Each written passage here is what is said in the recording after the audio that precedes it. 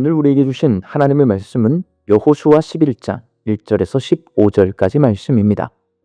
하소랑 야빈이 이 소식을 듣고 마돈왕 요밥과 시므론 왕과 악삽 왕과 및 북쪽 산지와 긴네롯 남쪽 아라바와 평지와 서쪽 돌의 높은 곳에 있는 왕들과 동쪽과 서쪽의 가나안 족속과 아모리 족속과 헷 족속과 브리스 족속과 산지의 여부스 족속과 미스바 땅 헤므론 산 아래 히위 족속에게 사람을 보내매 그들이 그 모든 군대를 거느리고 나왔으니 백성이 많아 해변에 수많은 모래 같고 말과 병거도 심히 많았으며 이 왕들이 모두 모여 나와서 이스라엘과 싸우려고 메론 물가에 함께 진쳤더라.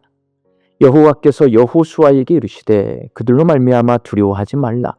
내일 이맘때에 내가 그들을 이스라엘 앞에 넘겨주어 몰살시키리니 너는 그들의 말 뒷발의 힘줄을 끊고 그들의 병거를 불사르라 하시니라. 이에 여호수아가 모든 군사와 함께 메론 물가로 가서 갑자기 습격할 때에 여호와께서 그들을 이스라엘의 손에 넘겨주셨기 때문에 그들을 격파하고 큰 수돈과 미스르봇 마임까지 추격하고 동쪽으로는 미스바 골짜기까지 추격하여 한 사람도 남기지 아니하고 쳐 죽이고 여호수아가 여호와께서 자기에게 명령하신 대로 행하여 그들의 말 뒷발의 힘줄을 끊고 그들의 병거를 불로 살랐더라. 하솔은 본래 그 모든 나라의 머리였더니 그때에 여호수아가 돌아와서 하솔을 취하고 그 왕을 칼날로 쳐 죽이고 그 가운데 모든 사람을 칼날로 쳐서 진멸하여 호흡이 있는 자는 하나도 남기지 아니하였고 또 하솔을 불로 살랐고 여호수아가 그 왕들의 모든 성읍과 그 모든 왕을 붙잡아 칼날로 쳐서 진멸하여 바쳤으니 여호와의 종 모세가 명령한 것과 같이 하였으되 여호수아가 하솔만 불살랐고 산 위에 세운 성읍들은 이스라엘이 불사르지 아니하였으며 이 성읍들의 모든 재물과 가축은 이스라엘 자손들이 탈취하고 모든 사람은 칼날로 쳐서 멸하여 호흡이 있는 자는 하나도 남기지 아니하였으니 여호와께서 그의 종 모세에게 명령하신 것을 모세는 여호수아에게 명령하였고 여호수아는 그대로 향하여 여호와께서 모세에게 명하신 모든 것을 하나도 행하지 아니한 것이 없었더라. 아멘. 유대인의 고전 미드라시에는 이런 이야기가 있습니다. 아버지와 아들이 사막을 여행하고 있었습니다. 사막은 타는 듯 뜨거웠고 여행은 길며 지루했습니다. 그래서 아들이 아버지에게 말합니다. 아버지, 목이 타서 죽겠어요. 그러자 아버지가 이렇게 말합니다. 용기를 내어라. 곧 마을이 나올 거다. 하지만 아무리 가도 마을은 보이지 않고 무덤이 잔뜩 있는 것을 본 아들이 아버지를 원망하며 말합니다. 이제 우리는 끝이에요. 마을은커녕 무덤밖에 보이지 않으니 희망이 없잖아요. 차라리 다시 돌아가요. 사막에 사는 사람들은 마을 변두리에 묘지를 만드는데 여행하는 사람들은 무덤을 보고서 마을이 가까이 있다는 것을 압니다. 그래서 아버지는 아들에게 이렇게 말합니다. 얘야, 무덤 근처에는 반드시 마을이 있는 법이란다. 조금만 더 기운을 내거라. 여호수아 11장은 이스라엘 백성과 하소랑 야빈이 주도하는 강력한 가나안 북부 연합군과 전쟁하는 장면을 기록해 놓고 있습니다. 이 싸움이 가나안 정복 전쟁의 마지막 전투입니다. 가나안 남부 지역과 다르게 북부 연합군은 잘 훈련된 병사들과 말이 끄는 병거와 같은 강력한 무기를 갖추고 있었습니다. 반면에 이스라엘은 변변한 무기가 없습니다. 계속되는 싸움에 지쳐만 갑니다.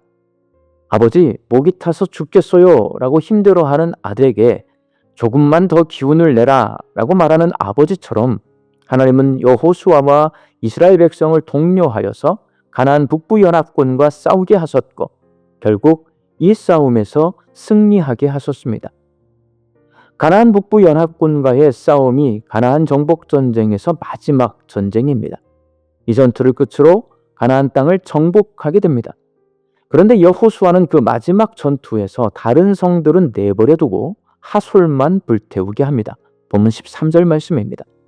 여호수아가 하솔만 불살랐고 산 위에 세운 성읍들은 이스라엘이 불사르지 아니하였으며 여호수아가 이렇게 명령한 것은 하나님께서 그들에게 명령하셨기 때문입니다. 본문 15절 말씀입니다. 여호와께서 그의 종 모세에게 명령하신 것을 모세는 여호수아에게 명령하였고 여호수아는 그대로 행하여 여호와께서 모세에게 명하신 모든 것을 하나도 행하지 아니한 것이 없었더라. 그렇다면 하나님께서 다른 성들은 놓아두고 하솔만 불사르게 하신 이유는 무엇일까요? 그 이유는 하솔이 가나안 북부 지역의 핵심이기 때문입니다. 본문 10절 말씀입니다. 하솔은 몰래 그 모든 나라의 머리였더니 그때에 여호수아가 돌아와서 하솔을 취하고, 하솔은 단순한 성읍이 아니라 가나안 북부 지역의 정치 군사 중심지로 실제적인 수도 역할을 하던 곳입니다. 가나안 남부 지역과 달리 북부 지역은 이 하솔을 중심으로 똘똘 뭉쳐 있었습니다. 그러므로 하나님은 핵심이 되는 이 중심부를 제거함으로써 전체를 무너뜨리는 전략을 사용하셨습니다. 본진인 하솔이 무너지면 나머지도 덩달아 무너져 북부 전체가 중심을 잃고 스스로 무너지게 됩니다. 하나님은 그 핵심을 정확히 알고 계셨고 그 핵심을 불태우라고 명령하셨던 것입니다. 하솔이 가나안 북부의 핵심이고 그 핵심인 하솔을 불태우도록 명령하심으로 핵심을 정확히 찔러서 가나안 북부 지역 전체를 온전히 점령하게 하신 것입니다. 사랑하는 광주 양림교회 성도 여러분, 사람들은 문제가 생기면 주변부를 손봅니다. 겉을 만지작거리며 해결했다고 생각합니다. 그러나 하나님은 언제나 핵심을 찌르십니다. 겉을 손보면 잠시 좋아 보이지만 문제의 근본은 그대로 남습니다. 특히 하솔이 남아있으면 영적 전쟁은 계속 실패합니다. 하나님은 하솔을 불태우라고 말씀하십니다. 핵심을 찌르라는 말입니다. 미국 대통령 아이젠하워는 일정관리 원칙으로 유명한 큰 돌의 법칙을 말했습니다. 작은 모래부터 항아리에 넣으면 큰 돌은 들어갈 공간이 없습니다. 그러나 큰 돌을 먼저 넣으면 모래는 자연스레 자리를 찾습니다. 핵심을 먼저 붙잡아야 신앙도 인생도 모두 정리가 됩니다. 하나님은 오늘 우리의 인생에서 하솔을 먼저 다루기를 원하십니다. 핵심을 해결하면 나머지는 자연스럽게 정리됩니다. 아버지를 따라 사막을 걷던 아들처럼 거대한 북부 연합군 앞에서 이스라엘 백성처럼 우리도 무덤 같은 현실을 만날 때가 있습니다. 그때 주변을 손보는 것이 아니라 하솔과 같은 핵심을 찔러서 정리할 때 무덤 뒤에 마을이 보이고 가나안 북부 지역을 정복할 수 있게 되고 다른 문제들까지 모두 해결할 수 있게 됩니다.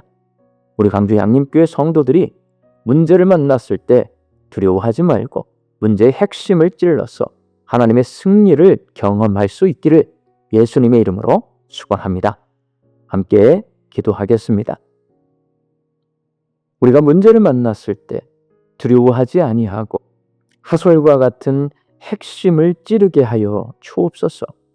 문제의 본질을 해결할 때에 나머지 모든 문제들이 해결되고 하나님의 은혜 아래서 믿음으로 승리하며 살아가는 저희들의 삶이 되게 하여 주옵소서. 이 한 주간 우리 양림교회 성도들이 한 목소리로 기도합니다. 한국교회가 이념과 지역과 세대 갈등으로 분열된 우리 사회를 화해와 화합으로 이끄는 공동체가 되게 하여 주옵소서. 대림절을 맞이하여 모든 성도가 예수님의 다시 오심을 기다리며 영적으로 깨어있는 신앙을 회복하게 하여 주옵소서. 우리 교회가 기도와 물질로 후원하는 필리핀의 G2FM 선교회의 사역을 통해 다음 세대가 예수님의 제자로 세워지고 지역이 하나님 나라로 변화되게 하여 주옵소서.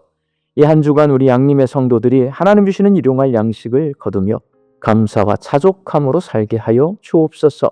흩어져 살고 있는 내 가족과 자녀들이 예수님의 성탄을 기다리며 믿음 안에서 살게 하여 주옵소서. 육신이 연약하여서 낫기를 간구하는 환우들을 불쌍히 여겨주시어서 예수님의 능력으로 치유함을 얻게 하여 주시고 오랜 시간 침상에 누워 계시는 장기 환우들과 어르신들이 천국 소망 붙들고 오늘 이 하루를 살게 하여 주옵시며 애쓰고 힘써서 돌보는 가족들 위에 새 힘을 더하여 주옵소서. 예수님의 이름으로 기도하옵나이다. 아멘.